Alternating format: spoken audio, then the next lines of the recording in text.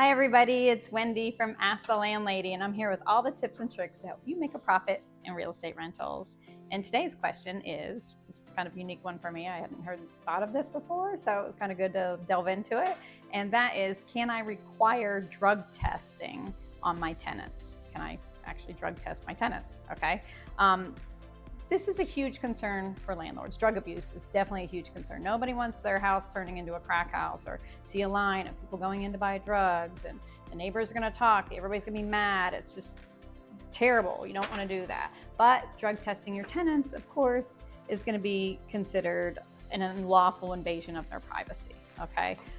You can, in most states, you just can't do that. However, landlords can evict tenants if you have demonstrable evidence, right? You have preponderance of evidence that there is illegal activity going on at that property. So, if people call me and there's suspected drug activity, we alert the police and we tell the neighbors to alert the police. And if we can get on file that there is actual drug trafficking happening at that property, that's a clear lease violation and we can actually get that person moved out of there, okay? But just based on a whim or your suspicion isn't going to work in that area. So you want to make sure, of course, like everything, that you have a clause in your lease that if there's unlawful drug activity on the premises, that you are going to be evicting that person. That is a clear lease violation and they will have to move immediately or however many days, and all that's going to be specified in your lease. There is actually some evidence, some small instances in which you could require drug testing. First of all, if as a part of your process to rent the unit, you require a drug test from every applicant, you could do that, okay? As long as you are fair and above board and it's everybody's doing it, then there's no question. Now, you can't later go back and require a random one, okay? That's a clear invasion of privacy. It has to be something that is set in stone up from the beginning and the applicant knows and they sign off on it and they allow you to actually drug test them as based on your policy of doing it for every single person. You can't do it just because you suspect that they are. No, every applicant would have to do that. You don't want to have any question on that. If you decide to go that route and actually require that, I would ask you to check with an attorney and make sure that you have this very clear so you don't end up with any fair housing problems later on.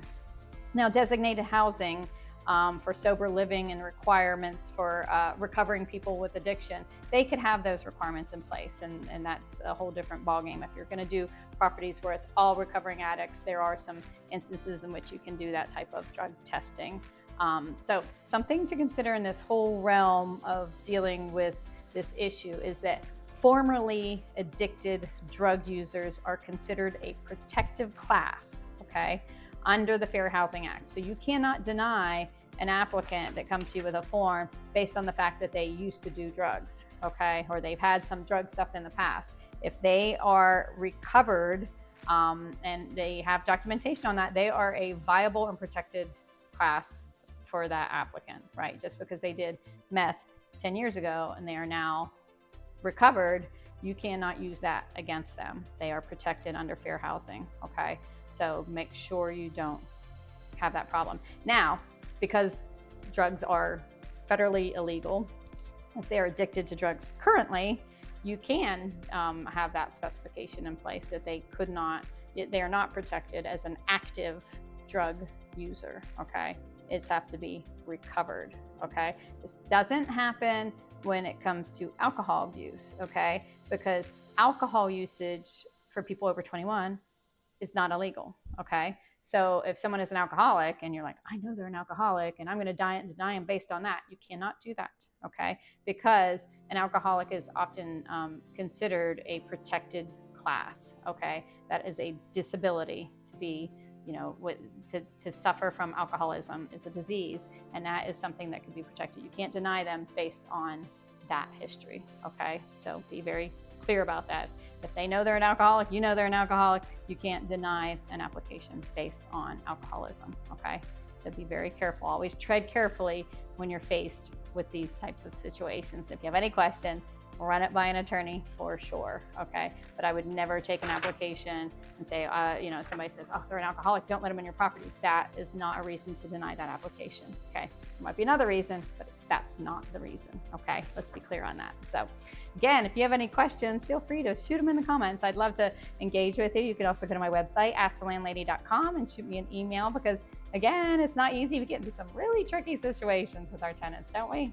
And sometimes it takes a village and all of us thinking about it and working together to come up with good solutions. So I always recommend that you seek out other landladies and landlords, go to your landlord associations, and so that way we can all make our industry better, and at the end of the day, make some more money. So thanks, and have a great day.